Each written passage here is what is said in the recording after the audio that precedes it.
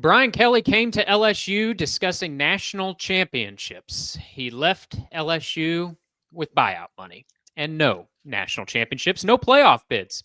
Either LSU has joined the coaching carousel after a blowout loss to Texas A&M. Brian Kelly is out amid his fourth season. This one, we admit, we didn't call this one coming back in the summer, but it is open, and some big names undoubtedly will be attached to this search. Welcome into SEC Football Unfiltered, our podcast from the USA Today Network. I'm Blake Toppmeyer alongside John Adams. John, up to this point in the coaching carousel, I would say we had pretty much called what was coming. We said Sam Pittman was on the hottest seat in the SEC coming into the season. Sam Pittman has been fired at Arkansas. We earmarked Billy Napier at Florida on one of the hottest seats in the country. He's out. We had identified Hugh Freeze as possibly being in trouble coming into the season. He remains on a scalding hot seat even after beating Arkansas. But we thought Brian Kelly was going to be okay this year, in part because we thought his team was going to be really strong. I think we both projected LSU into the playoff. So what do you make of how this went awry for Brian Kelly seemingly so quickly? He lost it with family. Do you remember how he pronounced family? Yeah. He came in talking like Nic Cage from Con Air. It was just really bad Southern accents. Wow, I didn't see that reference coming. I mean, you remember Nic Cage and Con Air? It's an underrated, well, maybe it's a properly rated movie. No, I enjoyed it. Yeah, it's one of those movies that like everyone likes to make fun of, but when you see it on TV, you can't look away. You know, that's no, it's good. They had John Malkovich. Was John Malkovich in it? He was. Yeah. Steve Buscemi. Yeah, Steve Buscemi and Nic Cage talking like he was from sort of an amalgam of Alabama, Louisiana, Mississippi, some sort of an amalgam of accent that was not done particularly well. I thought Brian Kelly would win a national title at LSU using the barometer that so many people do. Well, Les Miles won one there. Ed Orgeron won one there with one of the greatest teams ever assembled. So, hey, just sign up, collect your check, and collect your championship. It's supposed to go like that. It didn't. I also thought Jimbo Fisher would win a national title at Texas A&M. Oops, missed on that one too. So basically, you're Scott Woodward, John, the athletic director at LSU, who hired Jimbo Fisher at Texas A&M and then hired Brian Kelly at LSU. I thought LSU would win the national championship this year. When I saw what they did in the transfer portal with all that offense LSU had coming back. The team I thought I would see with LSU, never saw that. I go back to the first game. LSU's playing Clemson, and we view that as probably a preview of the college football playoff. I thought, well, Clemson and LSU could end up in a rematch for the national championship. LSU won handily, so I felt, well, looks like LSU's a great team, just like I thought. Clemson has lost, 4 games now? LSU's lost 3. Was kind of like the LSU Southern Cal game in 24. Southern Cal won a close game, and I thought, man, Southern Cal's got it going this year. Lincoln Riley's back. No, ended up losing about 6 games. So yeah, it never panned out. It never developed the way I thought it would here at LSU. And what's interesting, John, is the Brian Kelly tenure almost followed the Brian Kelly experience up to that point. I mean, he's won throughout his career the vast majority of his games. Well, he won the majority of his games at LSU. He won 71% of his games at LSU, beat Nick Saban in his first season, produced a Heisman Trophy winner, but he kept losing the big games, which was the narrative on him at Notre Dame. Now, he did make a national championship game at Notre Dame in the BCS era where they got skunked by Alabama. But by and large, this was the Brian Kelly experience. He'd lead you to 8, 9, 10 victories every season, but he wouldn't win the big ones. And so I've actually written that, like, Brian Kelly was as advertised for LSU in a lot of ways. And I know it's easy to look back in hindsight, but in a lot of ways, it's just like LSU thought they were getting something that there was really no indication that they were getting. Brian Kelly did at LSU what he did at Notre Dame, win most of his games, but lose the big games. And actually, if you look at it this season, LSU's 5-3. Their 3 losses are to top 10 teams, all of them top 10 teams: Ole Miss, Vanderbilt, and Texas A&M. And 2 of those losses were very close games. Ole Miss and Vanderbilt, those games were decided in the fourth quarter. Now, Texas A&M, this was a bad look. LSU leading at halftime and then just got steamrolled in the second half, and Tiger Stadium emptied out. But I think it goes to show, A, how high the expectations are at LSU. If they're paying you big bucks, as they were for Brian Kelly, they expect a national championship within 3 or 4 seasons, or at the very least, you better make the playoff. 9-3 doesn't cut it at LSU in year 4. So that's one thing it shows you. 2, I think it shows you how quickly in the SEC you can go from being a playoff contender to being on the scrap heap out of work. I mean, even after that loss to Ole Miss, LSU was a playoff contender going into that game at Vanderbilt just a couple of weeks ago.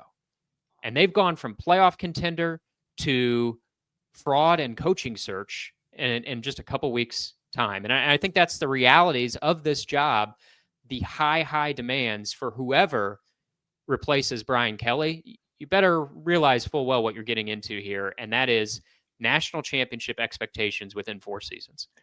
Yeah, and don't even boast about making the playoff. That's expected. And even though Brian Kelly never made it there. Even though Brian Kelly never made it, but yeah, it looked like you could see where LSU was close to making the playoff. Very close, but you didn't see a championship team there. Mm-hmm. At least the way it performed. I mean, there were real problems with the defense. Offensive line couldn't run block. That was like a common theme throughout the Brian Kelly area. We knew he was recruiting well, and he did great in the transfer portal this year. So I thought, okay, that's always kind of a sign of desperation or really just pragmatism, where you said, okay, I need to do better. Here's how I can do better. I can go get better players in the portal. And he did that. He revamped the defense. This looked like, going back to that opener against Clemson, this looked like a stellar defense. And even the defense hasn't been as good lately in the last few games. So, yeah, it was just go back and I think about when he was at Notre Dame and he didn't win a championship. He made a 4-team playoff, though, a couple of times. But when I looked at what happened, I didn't look at him, well, he blew a chance to win a championship. I looked at him as his program is, well, they're got enough talent to really get there. In a way, they overachieved getting there. They're not good enough to win a championship. So my reasoning was he will have more talent at LSU. He will have Ed Orgeron and Les Miles talent, and then he'll win the championship. But you're exactly right. No, maybe Notre Dame had the talent. Well, not only that, Notre Dame wasn't playing LSU's schedule. Like, for a coach with a big game problem, stepping into a 16-team SEC with just loaded with ranked teams. It's a big game every Saturday in the SEC. It's not like Notre Dame where you play 2 or 3 big games a season and that's that. In the SEC, and we try not to be a mouthpiece for the conference, we call it as we see it, but the parity and the depth of this conference is, I think, as good as maybe it's ever been. Certainly as good as it's been in a long time. Now, it doesn't have the cream at the top that I think is quite as sweet as it is in the Big Ten. But the Big Ten it's much more a land where the wheat is separated from the chaff. In the SEC, I mean, we're seeing one possession games up and down the lineup of games every Saturday, and even games that you think should be layups, they're not. There really are very few layups in this conference. So every week's a big game, and for a coach that struggles in big games, I think that caught up with them. And the other thing, John, we talk about fit all the time on this podcast. How much does it matter? How much does it not matter? And where we usually land on, it doesn't mean everything, but it also doesn't mean nothing. And ultimately, you need to win games, right? If you're a great fit and you lose, you're going to be fired. If you're a bit of an odd fit, but you win national championships, they will build you a statue and they won't care that you come from a land far, far away. But I think fit can extend your runway. And when it started to go haywire for Brian Kelly this year in a year of very, very big expectations, the fact that culturally he didn't really fit shortened the runway. And I think, I don't know if it mattered so much that Brian Kelly doesn't speak with a Southern accent. I think what mattered more is that he pretended to, right? He was a phony. He was a politician. He was a Yankee who pretended to be Southern. And I think that rubbed people the wrong way, that politician way about him. I think that rubbed people the wrong way more than the fact that just that he wasn't a Cajun, you know. I mean, they fired Ed Ogeron, born and bred Louisianan before him. So, you know, it's not all about that. But I think it was more that like he rubs people the wrong way. That's the truth about Brian Kelly. And so when things start going awry, it makes it that much easier to fire him. They wanted to put him on that plane with Nick uh, On Nicholas the Con Air Cage in play. Con Air. Okay, let's just get ready. Put him on a plane with those guys. We'll never see him again. So yeah, you're right.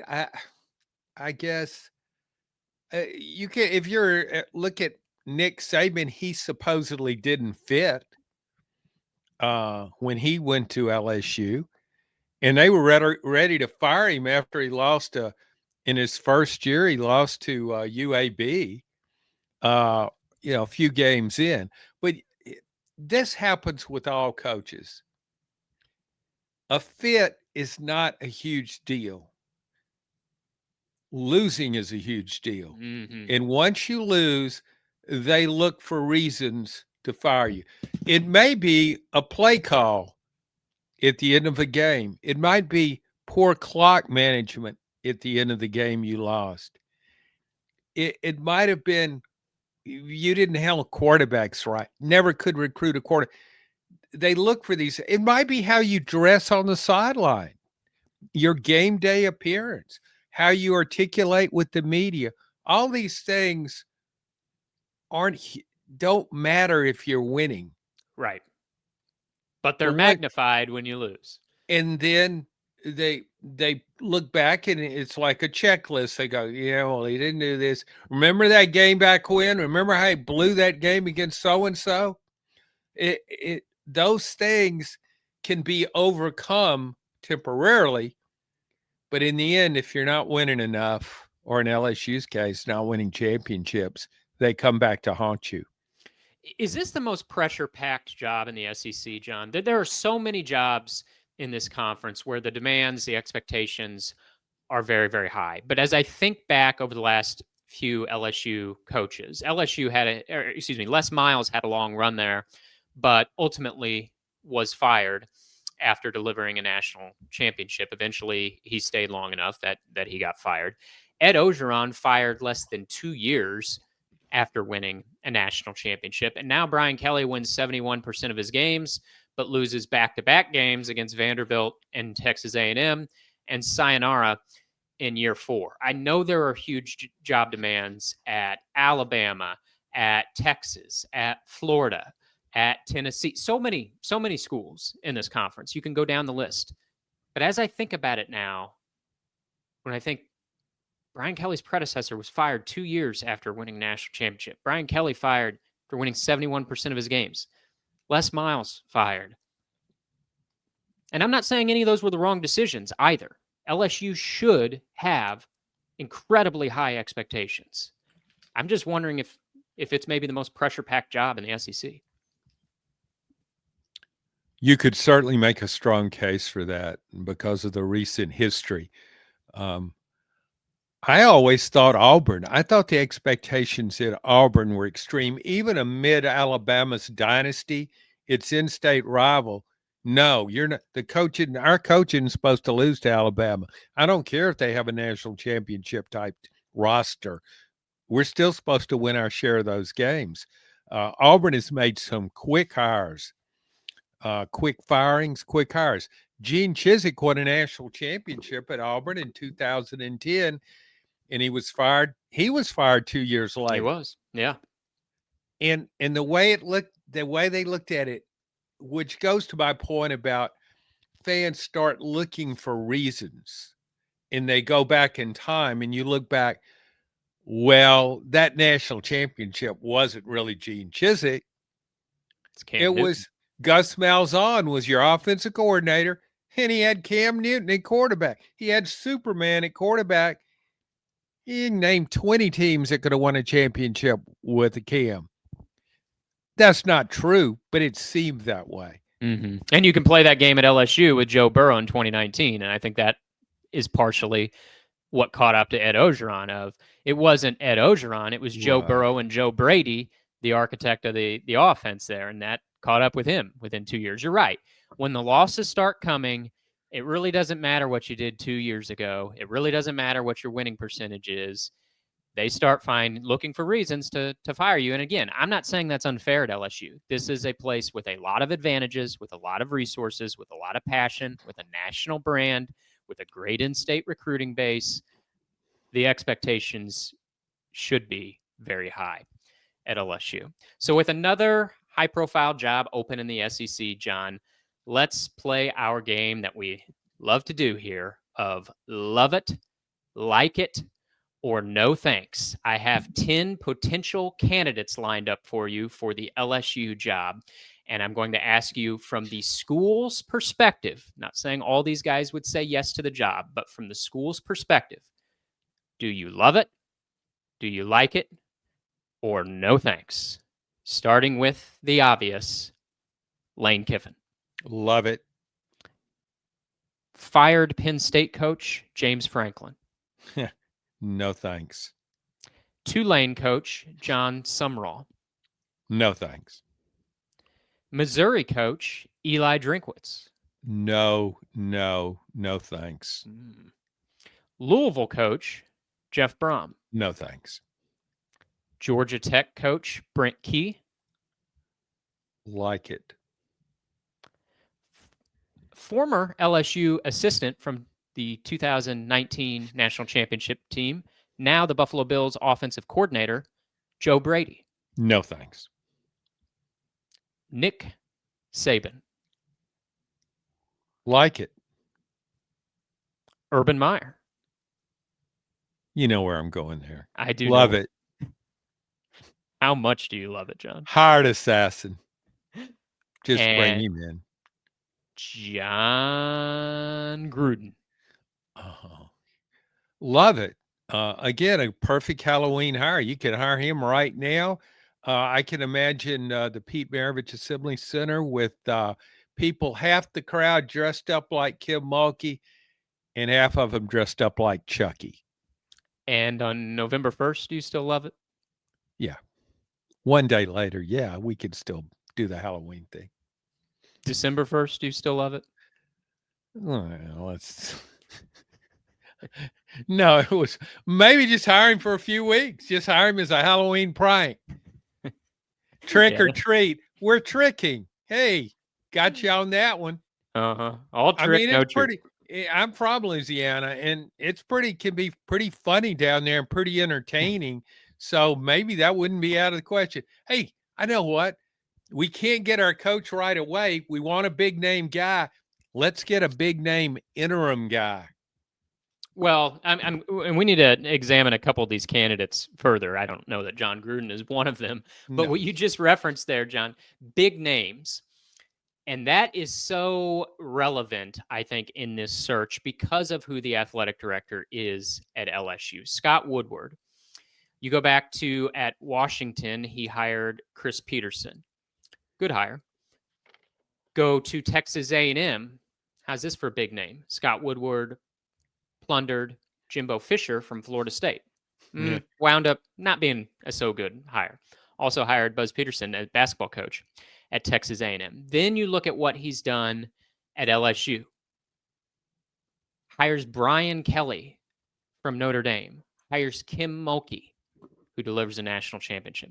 Hires Jay Johnson, who is a really, really good baseball coach at Arizona and has now won 2 College World Series titles at LSU. This guy, Scott Woodward, loves big game hunting, and it doesn't always work. It's no slam dunk. He can misfire. He did with Jimbo Fisher and with Brian Kelly. It can also result in national championships. Do you think LSU is going to be intent yet again on big names, or would it consider someone else who's maybe careers on the rise, winning at a high level, but just hasn't, reached that name brand household status yet, like a Jimbo Fisher or Brian Kelly? What do you think? Will Scott Woodward consider deviating from his path here, or do you think they're big game hunting and there's no turning back? No, they're on a you talk big game hunting. They're on an African safari. They're looking to drop an elephant out there in the grass. They don't want to shoot a squirrel right next to them in a tree. No. As tasty as it might be, they're not going for squirrels. And they'll eat pretty much anything down there. Okay, shoot that possum, and we're having dinner. No, I just what did you guys eat? I mean, you're a native Louisiana, John. What were you eating? How many days a week were possum on the menu? I ate squirrel meat. We had a yard guy that he loved eating possum. Armadillo, I don't know. I mean, South Louisiana. You hit it with your car, and that's dinner. I remember this turtle crossing a road somewhere, and this wasn't in Louisiana, it's somewhere else. A guy stopped. We were thinking, oh, I hope somebody doesn't hit the table. He stopped and said, "That's dinner." I felt sorry for the turtle. I thought, should we move him out of the road so he doesn't get hit? No, the guy would have probably shot me. I was stealing his meal. But no, they season stuff really well in Louisiana. A lot of good cooks down there season stuff really well. So you name it, they can cook it. I've got you distracted though.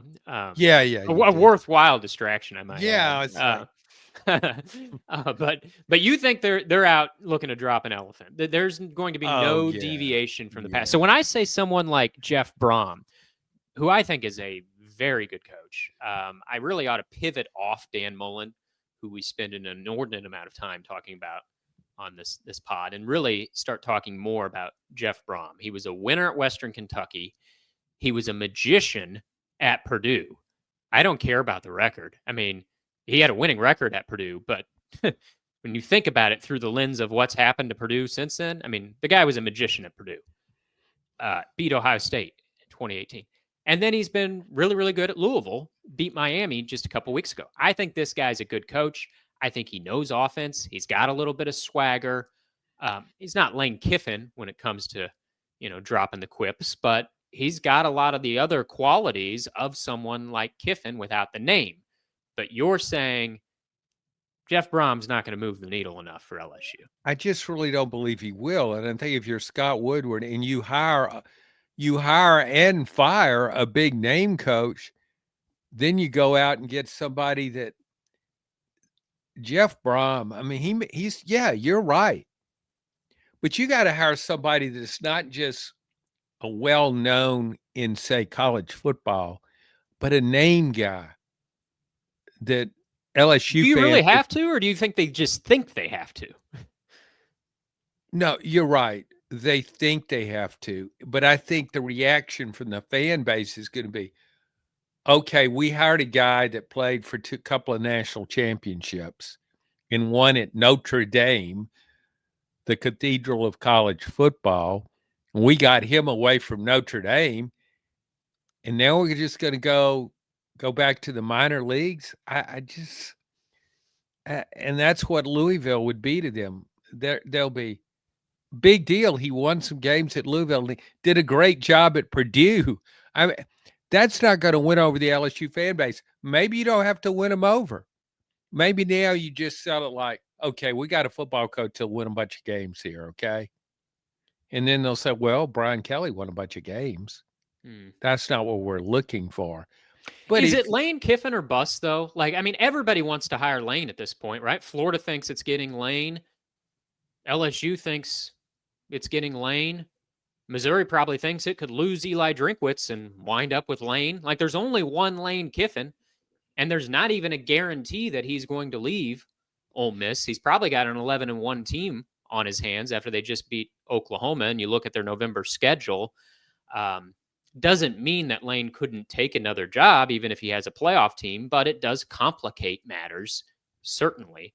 So there's no guarantee that Lane's even going to leave Ole Miss, but it seems like everybody out there thinks, well, we'll just get Lane.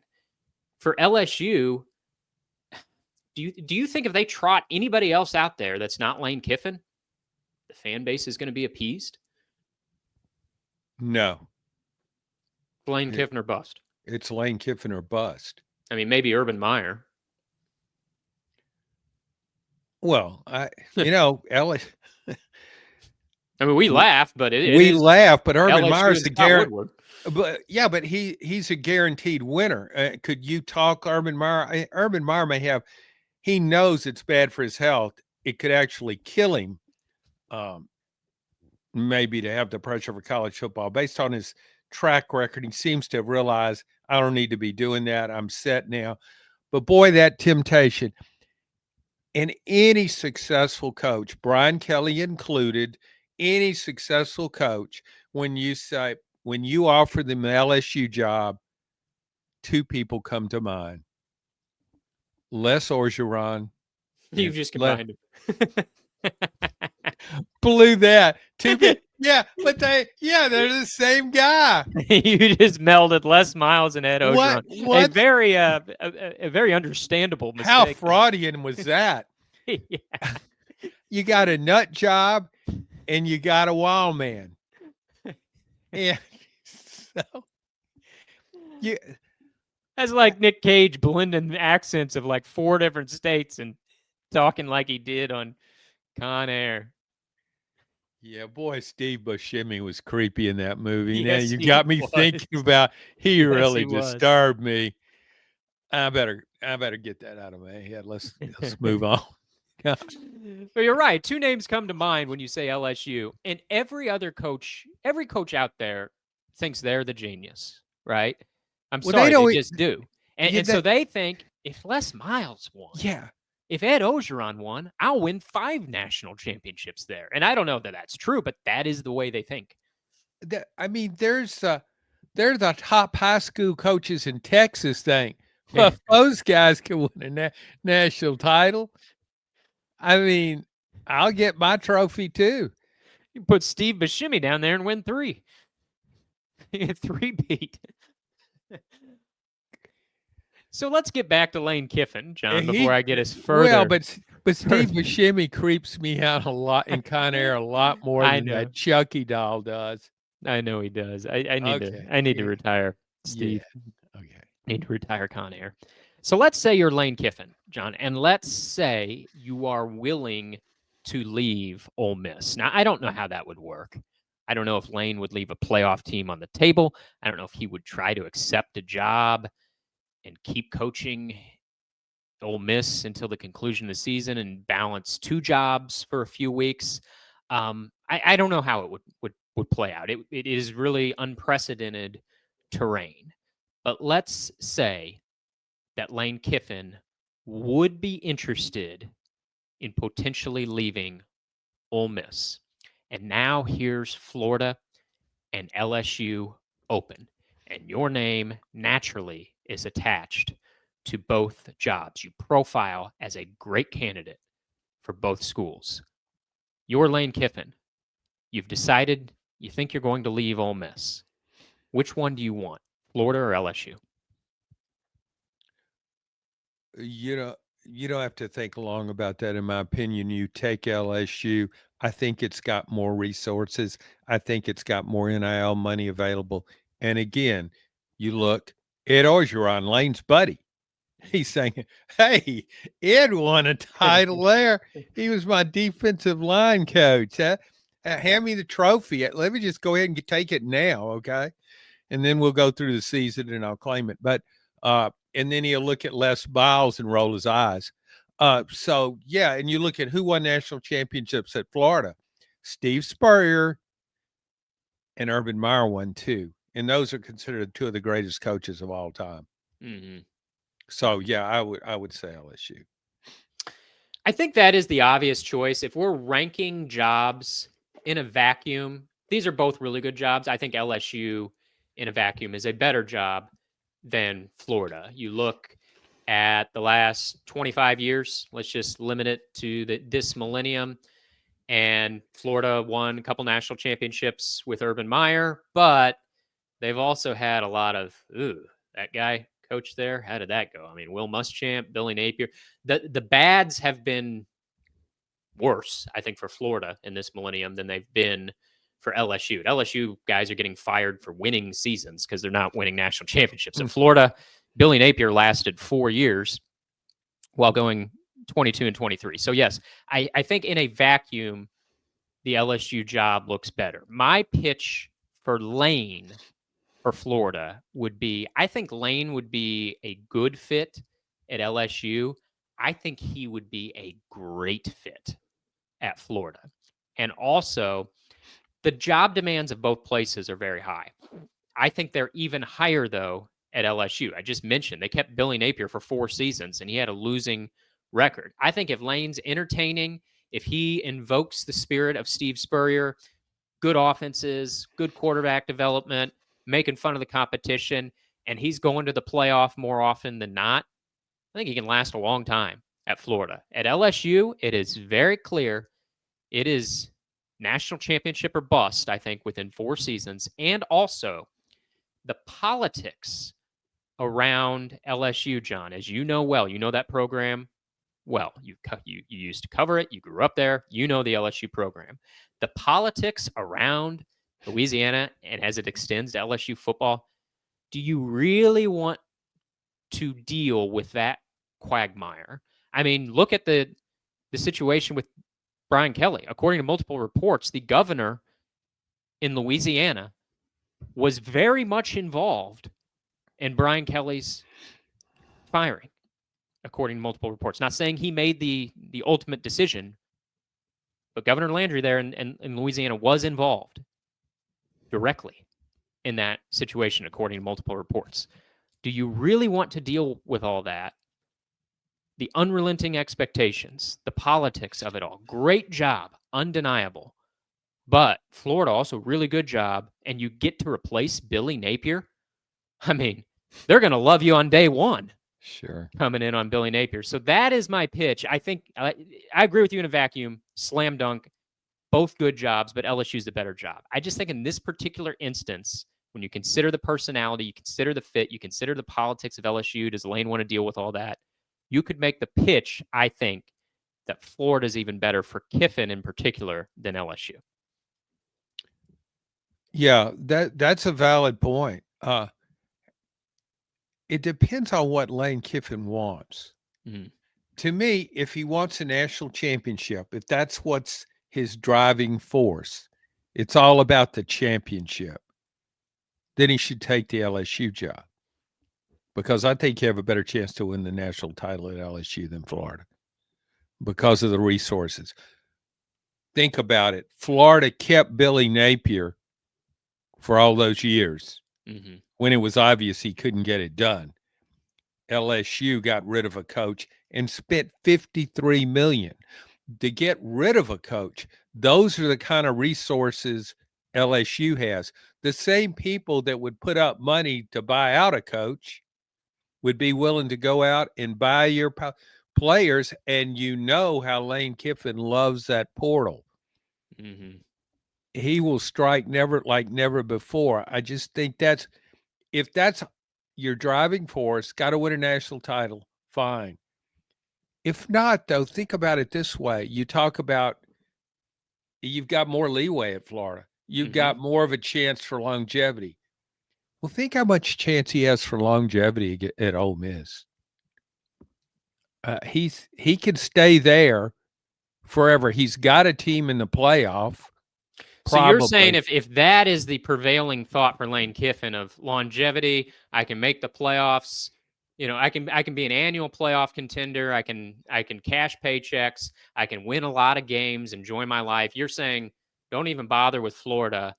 Just stay at Ole Miss. And otherwise, if you want to spend the next 3-4 years chasing a national championship under unrelenting pressure, just go to LSU and skip Florida. Yeah. Yeah. That's interesting. What do you think about I mean, I know we've just downplayed fit a little bit. What do you think about the fit of Lane at LSU? Because at Florida, I think we would both agree there's no question. Like, Lane would fit at Florida. He's exactly what they want at Florida. They want Steve Spurrier 2.0. Lane Kiffin's the closest thing going in college football today to Steve Spurrier 2.0. He fits Florida like a Tommy Bahama chair, like a rod and reel, like sunshine on the beach. He is Florida. How's the fit to the extent that it matters? But how is the fit, do you think, with Lane and LSU? I just imagine a Monday morning, Lane's in his office and he gets a call from the governor. Coach, we're putting the governor through to you. And the governor, and I don't know, maybe a little bit of a Cajun accent. Edwin Edwards could speak fluent Cajun when he was running the show down there recklessly. When you do that, and the governor says, "Coach, I don't know why you put that backup in there in the third quarter and tried that trick play. I just didn't get that one, Coach. Now, can you explain to me what you were thinking there?" And I can see Lane with that deadpan look turning into like a, what is this? Just a real quizzical expression. The governor's telling me what play to call? Maybe that wouldn't happen, but I think he needs to understand going in a lot of people, and a lot of those people that can pay the money to get rid of Brian Kelly and can pay to hire Lane Kiffin, they expect to have a voice. And he needs to be aware that, and their voice might be a little louder than at some other places. Well, at Ole Miss, I mean, he is the voice, right? I mean, he's obviously got the booster and the collective game going there, but Lane Kiffin is the unchallenged authority. It's Lane's world in Mississippi. It could be a little bit more difficult to live in Lane world and be the authority unquestioned at LSU or even Florida. You're stepping into a bigger pond, and there's more big fish that are swimming in it. We hear a lot from Lane Kiffin on Twitter. He's good in a press conference. He's got those one-liners. He's good at deadpan. We see him on the sidelines, and he just pumping his fists when a play works. LSU fans love that kind of stuff. But Lane's an introvert. Mm-hmm. I mean, that's my psychoanalysis. Maybe I'm wrong. No, I agree. That's what he's an introvert. He's not interested at all. I don't know. I think Nick Saban's an introvert too, though, and he did fine there. Again, if you win, that doesn't matter. I get back to, he's got to ask himself, what matters most to him. We've mentioned, John, whether it's Lane Kiffin or bust for LSU. And maybe this is far-fetched to even reference Nick Saban or Urban Meyer, but I don't know that it is that far-fetched when we consider the source, Scott Woodward and LSU. Would we have thought coming into that search last time around that they would have hired Brian Kelly from Notre Dame? No, I don't think we would have thought that. So I do say to a certain extent, all bets are off. You mentioned like it for Nick Saban. You mentioned love it for Urban Meyer. Now, Nick Saban, no one can deny the legendary of his career. So I'm curious about, why do you not maybe like the idea of a Nick Saban comeback quite as much as you love the idea of an Urban Meyer return to coaching? Nick Saban doesn't suffer fools. I think Nick Saban doesn't want to hear anybody. He doesn't want to hear from the governor. He and I think he has less patience initially, and even more so now. The idea that Nick Saban talks all about the process and about what you have to do and get better, and you gotta, we want to be at our best and all. He wins national titles, but he is all about the process. Well, I just don't think he would have much patience at LSU, knowing, remember, he's going in, it's national championship or nothing. We don't care if you win 10 games. We don't care if you make the playoff. You're expected to win a national title. Now go win it. We're paying you this. Go win it. Whereas I think Urban Meyer is exactly what LSU is, championship or nothing. I think Urban Meyer feels, well, I got to win a championship. And he's driven. He doesn't care about, oh, we made the playoffs or, oh, the process. No, I've got to win a championship. I'm supposed to be a championship coach, and I am a championship coach. So I got to win it. I got to prove myself again. And I think that's what drives him. And couldn't you just see Urban taking a shine to the portal roulette wheel? Like, I mean, we saw Nick Saban in this pay for play portal era, and he really didn't like it. And I know he didn't like it because he goes on College Game Day week after week after week after week and talks about all the evils of pay to play and transferring. Like, he does not like this landscape of college football, right or wrong. He doesn't like it. He retired rather than persist in it. And that is his prerogative. He had nothing left to prove. He does a great job on game day, even though I find his persistent grumblings about pay for play a little insufferable. He's doing a great job in his current world. I just question, like, does he want to come back and try to flip LSU playing that portal roulette and flip a program like any first-year coach has to do? I don't know that I see that. Whereas Urban Meyer, I think Urban, like Nick, would have some problems with the players having more power, more voice, more authority than they used to in the old model. But I do think Urban might be more willing to play portal roulette and say, hey, it's open season here. Lane Kiffin, I'm the portal king now. And, you get the runner-up prize. I kind of agree with you, I guess is what I'm saying. I like the idea of Nick Saban just because I can't you'd never be irrelevant with Nick Saban as your coach. You're always going to be in the hunt. But I think if Urban was willing to do it, I think I might be more interested in Urban. It could be awful. And knowing Urban, it could be great and then awful at the end for reasons on or off the field. But of the two, I think Urban would intrigue me more. In the transfer era, I think in NIL era, I think Urban would like, you're right. He doesn't, he would like, of course, he wants total control. And now the players do have more leverage, but I think he's a really good talent evaluator. I don't think Urban Meyer would have any problems looking at his depth chart and looking at video of potential transfer and say, that guy in the portal's better than the guy I got starting. Now, this guy's been here for 3 years with me. Love him. Great kid. But that other guy's just a little bit better. I can get him. He'll get him. He'll pull that trigger and he won't have a problem doing it because his job is to win a national championship. And he'll do whatever it takes to win one. Final thought on this, John, before we get to our picks. You mentioned you like Brent Key, undefeated at Georgia Tech. I'm wondering if you also like him for Florida, because the reality of this is Lane Kiffin cannot accept all these jobs. Somebody is going to have to hire someone not named Lane Kiffin. And I think the caliber of coach that some schools like a Florida or LSU or Penn State are going to wind up with is someone like Brent Key, who's crushing it in the ACC, who's in playoff contention.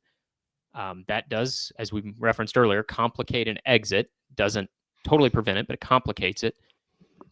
What do you think about the idea of Brent Key? You mentioned you like it for LSU. Someone like him for either LSU or Florida at the end of the day. I think he's a really coach, and I love what he did at Georgia Tech. Mm-hmm. Now, can we differentiate? Do we say the coach who can build a program that's been down and win in a place where you're not supposed to win? Can he go to the next program where the expectations are completely different, where there's a tradition of winning? Success is pretty much inherent with the program, and win a championship. Maybe can. When I watch Georgia Tech, I see a team that plays really hard.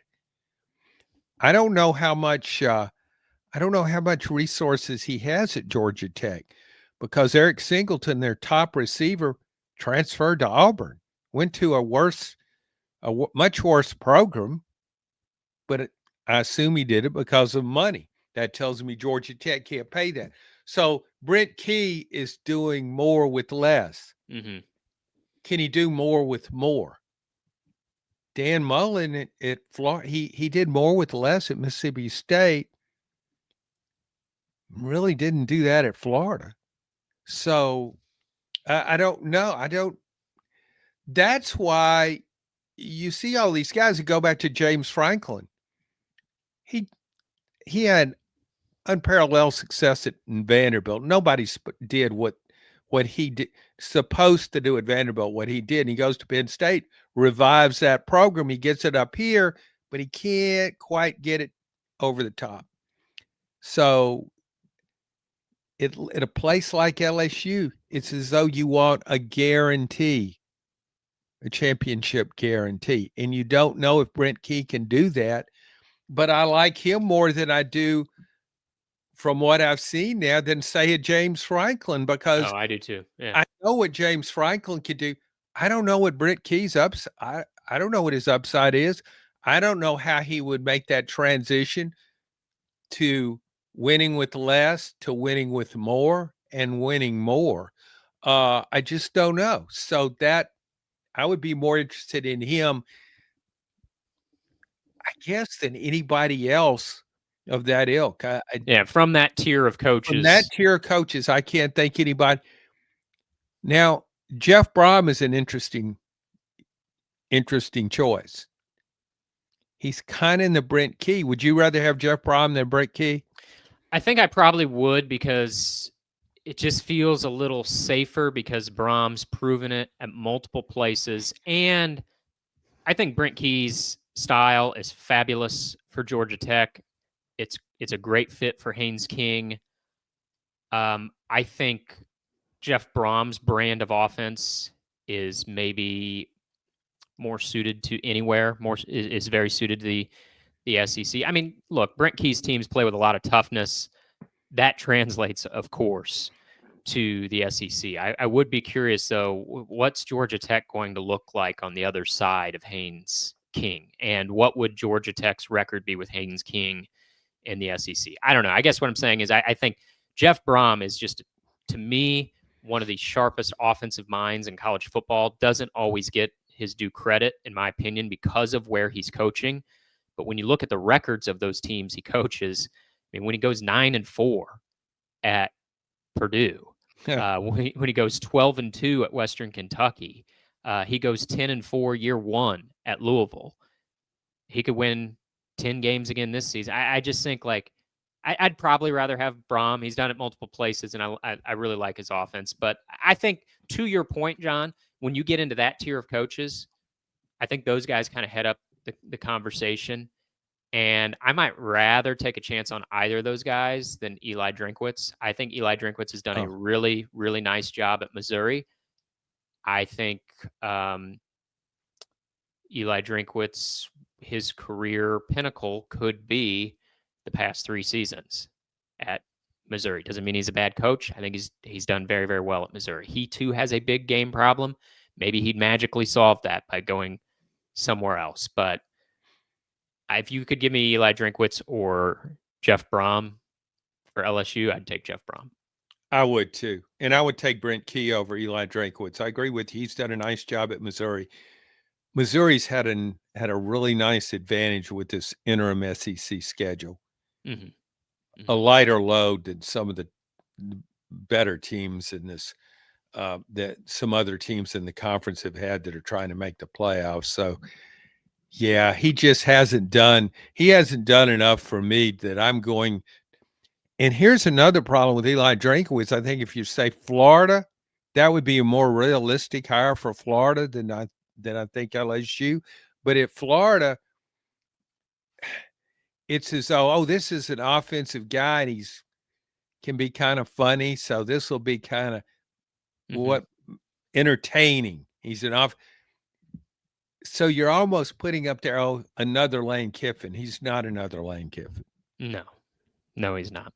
All right, final rapid fire mode, John. Before we get into our picks, I'm just going to mention a few names that are percolating with all these jobs open, and I just want a prediction.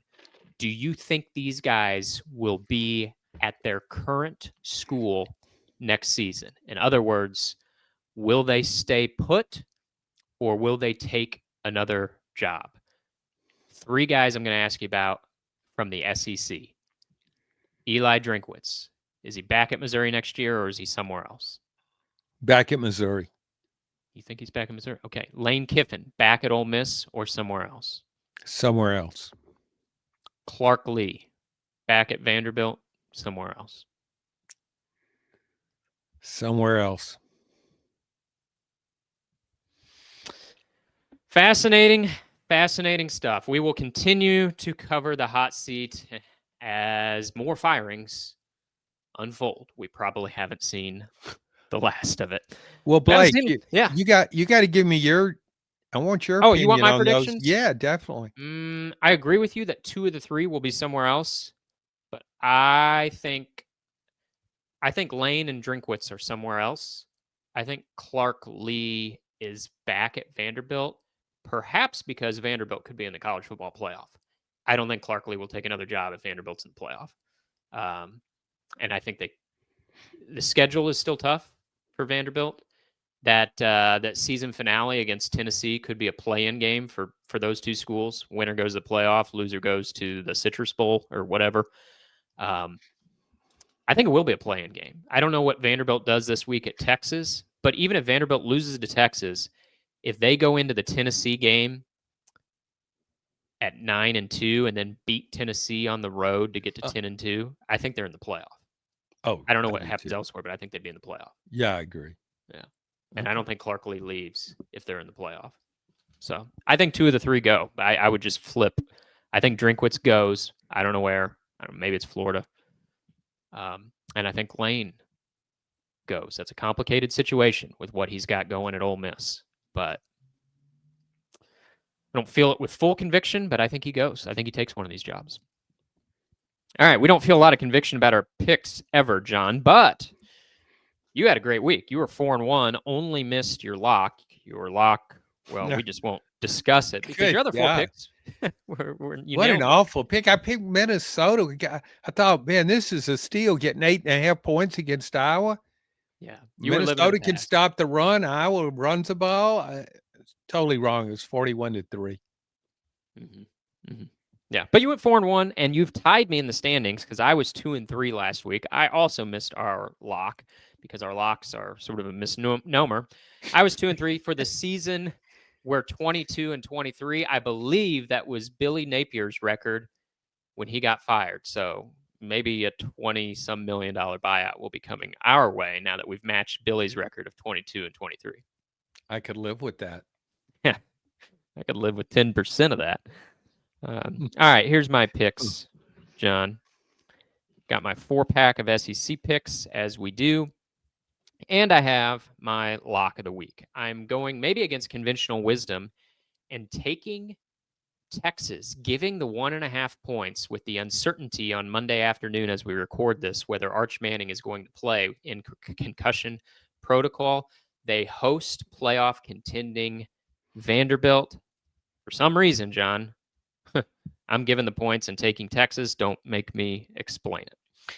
I'm taking Georgia and giving the 7.5 points in the cocktail party against Florida and an interim coach. I will take Georgia to roll. I am suddenly going to embrace Auburn, a team I've been knocking for several weeks. Well, do I love Auburn? No, but they're hosting Kentucky. So I will give the 10.5 points and I will take Auburn against that 10.5 point spread. One game where I'm taking the underdog, I'm taking South Carolina and pocketing 12.5 points. They are on the road at Ole Miss. I love Ole Miss's chances for the playoff. I think they're going to go into December with an 11-1 record. But every SEC game they've played this season, they've played 5 SEC games. All 5 of them have been decided by 8 points or fewer. Usually come out on the right side of it, but 12.5 points feels like a spread too big, so I will take South Carolina in the points. My lock of the week, I'm taking Jacksonville State on a Wednesday night. Wow. You have a stunned expression on your face. Jacksonville State giving 6.5 points, and you're wondering, who the heck does Jacksonville State play? They play one of the worst teams in the country, Middle Tennessee State, who's coached by none other than former Vanderbilt coach Derek Mason. The Fighting Derek Masons are 1-6. They're getting 6.5 points. I don't think that's nearly enough. So I am taking Jacksonville State on a Wednesday night in Murfreesboro. You didn't see that one coming, did you? No, I did not. And what's Derek Mason's buyout? I don't know, but it's going to be relevant. A lunch and $50. Okay, we got some variance here. Start off with Texas Vanderbilt. I'm going the other way. I'm taking Vanderbilt. I think Vanderbilt wins that game. It's just better than Texas. So Georgia versus Florida. Georgia given 7.5. I'm taking Florida. I think Florida will be rejuvenated by getting, I think it's just a cause for celebration. Hey guys, Billy Napier's not calling plays anymore. The whole offense, they're exchanging high fives. We got a shot now. So I think that will motivate. I still think Georgia wins. Georgia always prevails, it seems like, but I think it will be a close game. I should have mentioned I don't feel good about any. Oh, Do well, you? that Do goes, you that have? goes without saying. You Yeah, really I didn't know. need to mention Do that, we? John. Our I know. listeners know. We don't feel good about any of these. No, we never feel good about any of this stuff. So then Arkansas, Mississippi State on the road getting 4.5 points. If I can get points against Arkansas, I'm down with it. And then we agree on one: South Carolina and Ole Miss. Ole Miss given 13.5. I'm not real enthused about what's going on in South Carolina, but I just think this is a game where Ole Miss doesn't play its A game, so to speak. I thought the line was 12.5, John. Are we giving ourselves an extra point just to give Okay. us a little more Yeah, cushion? I'm fine with that. I saw a line on ESPN. It was 13.5. It opened at 12.5. Good enough for me. We're getting an extra point. I like that pick even more now. We're getting 13.5 points with South Carolina. I love it. Say no more. And Say no more. yeah, in fact, the first line I saw yesterday, it was 11.5. So it's all over the place. But it's all over the place. 13.5 now? Boy, I am betting the farm on that one. No, I'm not really. I don't have a farm to bet. If I did have a farm, I'd be betting it on that one. 13.5 points. That feels like a bounty, just a cornucopia of points in the SEC this year, where every game's Supposed to be decided by. close. Yeah. But What's your lock this week, John? Well, you're not going to be happy about this because I managed to upstage you. You're You picked upstaging Jacksonville State, Middle Tennessee. You picked a Wednesday game. I'm picking a Tuesday game. I'm taking Kennesaw State and giving 10.5 to UTEP. Do you know where Kennesaw State is? Georgia, somewhere. I think. Yeah, that's what I think too. I didn't know it had a football program till this year. I don't think it was off my radar completely. But it's 5-2. UTEP's won one game, and so I'll go with that. And I have no confidence in maybe I should just flip it right here at the last. I did flip 2 picks last week. And you got them both right. I got The them two you both flipped? right. Yeah. Yeah. So maybe but no, I'll stick with this. I'm all in on Kennesaw State. So check it out Tuesday night. I like this approach, John, because we got both of our weeks going, our locks going early in the week, so we can just kind of take ourselves out of the misery by Thursday morning. We'll have both Yeah. missed our locks, and we won't have to worry about that anymore. No. Yeah, and fans can watch those games thinking, well, Toppmeyer and Adams, this was their lock of the week. And so, do you think people bet? Some people say, well, if that's their lock, I'm going with it too. Do you think anybody says that? I couldn't get in touch with Cody this week. He's working on a big job, and I couldn't get his pick of the week. John, if you are what your emailers say you are, I'm a massive idiot. So I don't think anybody's following my locks of the week. I open my email inbox every day, and it's right there. Some synonym for idiot flooding my inbox every week. And what's the definition of an idiot? Somebody who'll get on a plane with Nicolas Cage with a Southern accent. All right. We'll see what Nic Cage movies we can get into next week, John. We'll see who's been fired next week as well. Thanks for listening to this edition of SEC Football Unfiltered.